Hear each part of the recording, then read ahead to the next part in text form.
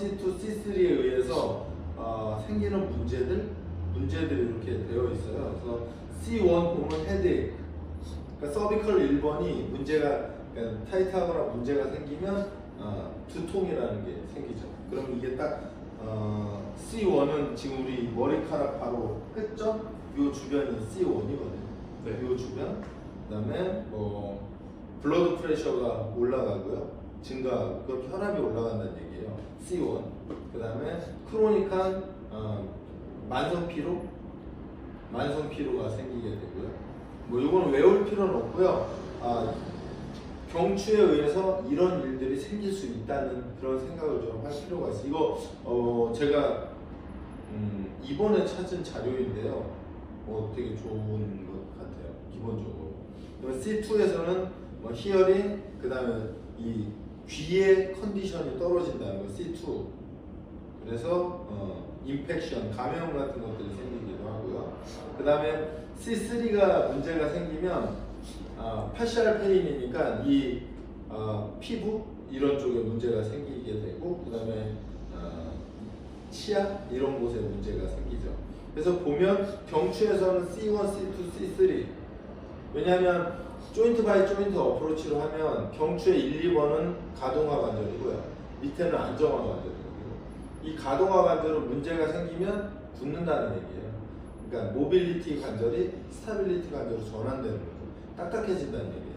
그러면 결국은 C1, C2가 딱딱해지면 그 밑은 부드러워지죠. 그러면 스타빌리티 조인트가 모빌리티 조인트로 변하는 거죠. 이렇게 된다고 보시면 될 것 같아요. 그 다음에 이제 T-스파인에서는 T1, T2, T3 보면 T1은 아스마, 천식이라고 하거든요. 얘랑 관계가 있고, 그 다음에 브리딩에 문제가 생길 수 있고, 그 다음에 호흡, 그 다음에 뭐 팔이나 손 쪽에 문제가 생길 수 있다. 그 다음에 T2에서는 펑셔널 하트 컨디션, 이 심장의 어떤 컨디션에 영향을 줄 수 있고, 뭐 체스트, 가슴 쪽에 어떤 컨디션에 영향을 줄 수 있다. 그 다음에 T3는 뭐 이건 제가 잘 모르겠네요. 이건 나중에 한번 찾아볼게요.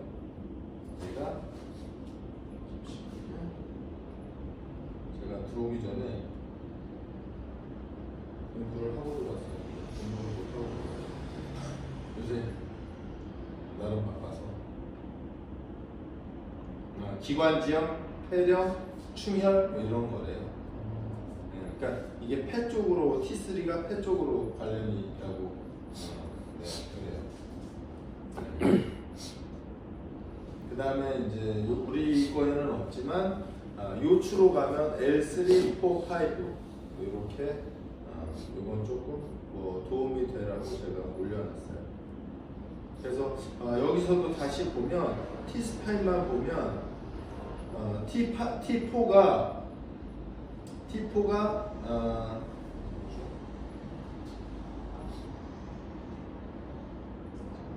T4는 제가 공부를 못하고 와서 이래요.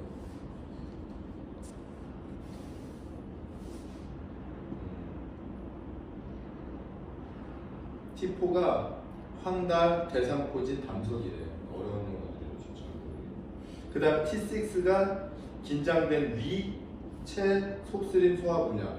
그래서 가끔 T6에서 이 견갑골의 하각, 그 다음에 미들 이쪽으로 가면 저기가 이렇게 튀어나온 선수들이 이렇게 펴지거나 일반인적으로 그러거든요. 이렇게 펴지면 소화가 되는 느낌이 난다고. 우리 그 흉추 피는 동작 있잖아요. 그렇게. 그래서 소화 안 되는 분들이 이것과 관련이 깊어요. 그리고 그 다음에 T5는 간, 그 다음에 T7은 췌장 질환, 뭐 T8은 비장, 뭐 이런 것에 관련이 있다. 그래서 이 등이 아무래도 내장 기관과 가깝다 보니까 이러한 현상들이 있는 것 같아요.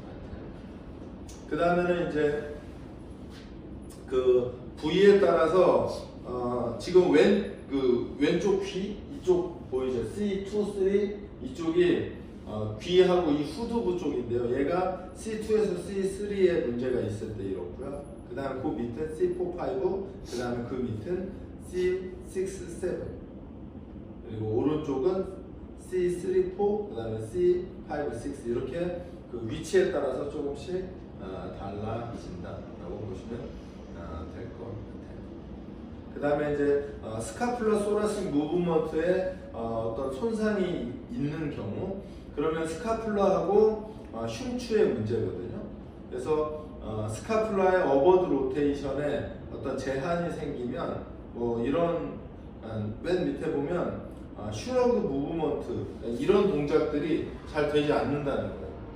슈러그 동작이 이 스캐플라나 T스파인에 문제가 생기면 슈러그 같은 동작이 잘 되지 않는 거죠.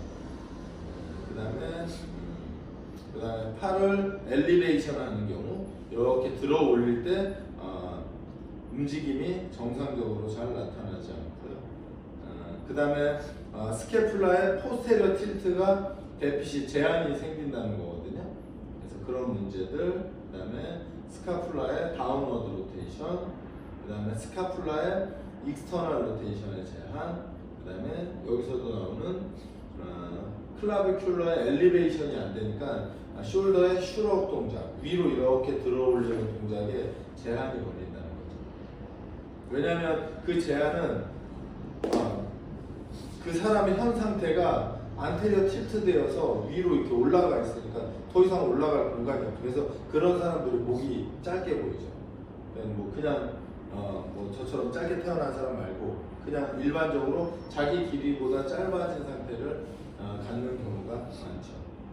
그래서 만약에 T스파인의 칼포시스가 존재하다면 뭐 이미지로는 이 척추뼈가 척추체가 이렇게 돼 있죠. 지금 이 파란색은 그 앞쪽 그다음 후관절의 높이가 동일한 상태가 되고요. 이렇게 되면 앞쪽은 좁아지고 뒤쪽은 넓어진 상태로 그렇게 되죠. 그래서 그렇게 되면 앞쪽의 관절이 앞으로 밀려 있는 약간 그런 상태가 되게 됩니다. 그래서 이 칼포시스의 전형적인 거고요. 그 다음에 이제 이 스카플라를 크게 보면 용어를 두 가지로 나누거든요. 아까 말했듯이 윙 스카플라 그러면 그 네 개로 나누죠. 1단계, 2단계, 3단계, 4단계. 그 다음에 스카플라 디스카이네시스. 요거는 이제 학자들이 명명하기에 따라서 조금씩 다른 거예요. 그래서 이게 거의 같은 거라고 보셔도 제가 볼 때는 무방하다. 약간 그렇게 보시면 될 것 같아요. 그래서 여기서 보시면 숄더에 문제가 있는 사람들이 67에서 100%가 문제가 존재하다. 그리고 대신에 이제 이 스카플라 디스카이네시스와 통증의 관계에 대해서 깔끔하게 정리되지는 않았다. 그런 얘기들이에요. 왜냐하면 통증은 주로 목이랑 어깨 쪽에서 나타나거든요. 그러니까 우리 머릿속에서 견갑골의 문제에 대해서 인지하지 못해요. 그러니까 예를 들면 그 허리의 통증에서도 비슷하거든요. 일반적으로 허리가 아프면 허리를 직접 보지 최근에 고관절이 허리에 영향을 준다 이런 것들은 최근에 많이 나온 얘기들이거든요. 왜냐하면 이 견갑골도 약간 숨어있는 애고 고관절도 숨어있고 진짜로 통증이 나타나는 애들은 다른 관절에서 통증이 나타나니까 직접 보지 않아요. 그래서 그런 생각을 좀 해봐야 하고요. 그 다음에 머슬의 액티베이션의 변화는 아까 말한 세라토스 안테리어,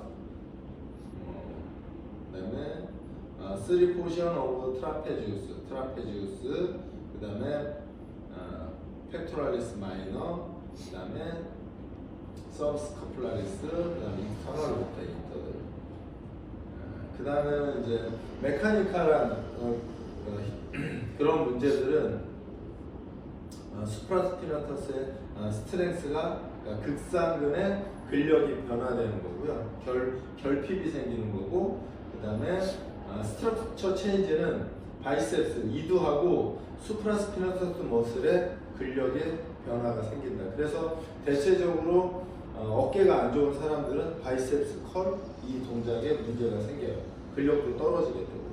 저번에 제가 일하다가 얘기했던 것 같은데 바이셉스 롱헤드는 그레노 휴머럴 조인트의 안테리어 무브먼트를 잡아주거든요. 안테리어 안정자예요. 그러니까 얘가 약해지면 앞으로 얘가 쏠리게 되는 거죠. 그래서 저번에 얘기한 스카플라의 부정렬과 GH의 전방 활주가 있는 경우 바이셉스는 그 스트레스로 인해서 늘어나 버리게 되거든요.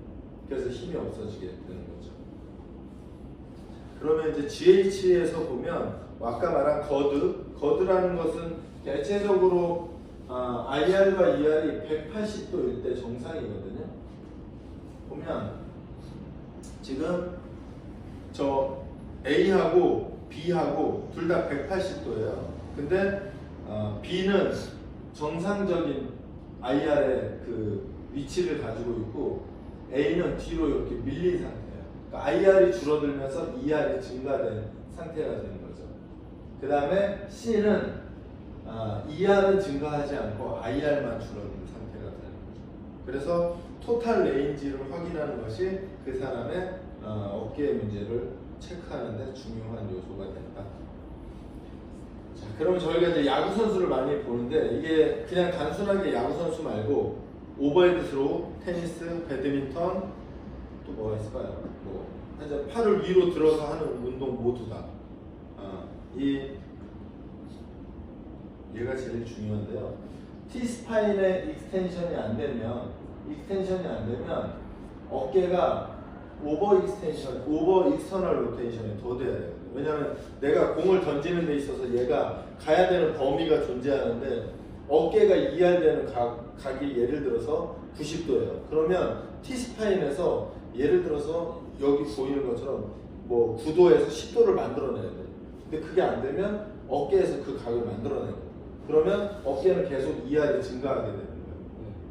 그래서 그 기술 파트에서도 뭐라고 되어 있냐면 선수가 투구할 때 가슴이 완전히 확장된 상태에서 투구를 하게 가르쳐라라고 하거든요. 그게 이제 결국에 T-스파인의 익스텐션을 만들어내라는 거죠. 그래서 T-스파인의 익스텐션과 여기서는 이제 뭐 엘보가 뭐 6도 정도 뭐 이렇게 되고 숄더의 스트레스가 증가된다. 그다음에 T-스파인의 모빌리티가 증가해야 보상작용이 없어지고 전체적으로 스트레스가 감소한다라고 되어 있죠. 이게 견갑골인데 견갑골의 틸트가 이렇게 돌아갈 때 견갑골은 뒤쪽으로 그죠? 이렇게 들어가야 되거든요. 근데 세라토스 안테리어나 안정자의 힘이 없으면 얘가 들어갈 때 얘가 이렇게 떠요. 이렇게. 그러면 이 팔이 뒤로 넘어가지 못하죠. 그러면 T-스파인에서 막혀서 예를 들어서 못 넘어가는 게 9도. 그 다음에 견갑골 틸트가 23도가 돌아가야 되는데 여기서도 만약에 10도를 잃었다. 그러면 최소한 20도 정도를 어깨에서 감당해 줘야 되는 거죠. 그게 이제 나중에 어깨 불안정성을 만드는 큰 원인이 되는 거죠.